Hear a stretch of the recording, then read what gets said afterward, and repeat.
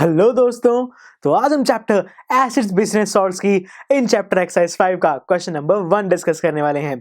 दोस्तों ये क्वेश्चन मुझसे पूछ रहा है कि जो केमिकल है CaOCl2 इसका कॉमन नेम क्या है। तो दोस्तों ये जो CaOCl2 है इसे हम कॉमनली ब्लीचिंग पाउडर के नाम से जानते हैं, लेकिन दोस्तों केमिस्ट्री की टर्म्स में इस केमिकल CaOCl2 को कैल्शियम ऑक्सीक्लोराइड के नाम से जाना जाता है। तो दोस्तों हमने इस क्वेश्चन के आंसर को जान तो लिया, लेकिन इस आंसर को एग्जाम्स में कैसे लिखना है ये जानने के लिए आप इसका रिटन सॉल्यूशन देखना मत भूलिएगा। और मैं मिलता हूं आपसे अगले लेक्चर में। आई एम श्योर स्टूडेंट्स आपको ये लेक्चर बहुत ही पसंद आया होगा।